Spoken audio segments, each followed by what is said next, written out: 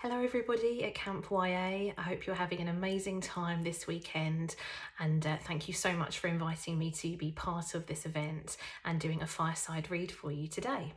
So I just thought I'd introduce myself. So my name is Emma Brand. I'm based in the UK, and my young adult debut novel Dial One for Revenge came out earlier on this year, around end of June, early July. And here is the book. So a little bit about the book. It's a YA thriller that has LGBTQ plus representation, and the story talks about grief, love, loss and revenge. What I'd really like to do is read the blurb on the back of the book for you, and also a little bit of the prologue as well. So, Cassie Richardson wants revenge. She's angry and dead, like murdered dead. Working for Dial One for Revenge, an afterlife vengeance for hire, she remains top of the leaderboard and powering through her cases to get her 100th file. Inside it, her killer's name. A few rules: work hard, no distractions, and no contact with the unnecessary living. Stay detached from who you once were, keep the Miseria away, the bored happy. Don't give your name any trouble and you won't be taken. Easy, right? Alongside Cassie, her PA and Doorkeeper work with her to keep her on top of her game in between her situationship with Elodie and meetings at the Nutmeg Cafe. Things seem to be going in the right direction. However, when Cassie stumbles into Perrie in the outside world, a very much alive psychic girl of her dreams, everything changes. Can an unbucket list be just what Cassie needs? And is the vengeance she's been dreaming of really what she wants? So you can see the cover here. So this was published by Indie Novella, which is a small independent press based in London, and you can find out more information on their website, which is www.indienovella.co.uk. I'll also read you the prologue as well, and I really hope you enjoy it. If you'd like to connect with me in any way or have any questions, you can find me on Twitter and Instagram at EmmaLBWrites. So yeah, here we go. Here's the prologue.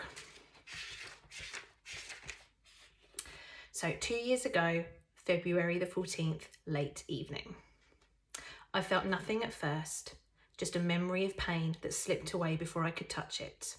Numbness invited itself in instead, like an unwelcome guest, digging its claws into every corner.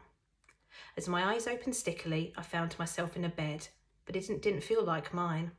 No warm glow of the morning sun coming through my curtains, no galaxy print duvet my mum had bought me hugging my body. No scribbled shopping list of baking ingredients, which somehow is the last thing I remember holding. Just one limp pillow, harsh strip lighting, and a chemical perfume. A clinical pod, one of at least 10 in uniform like rows. Someone was crying, someone else screaming. They weren't sounds of sadness, they were sounds of rage.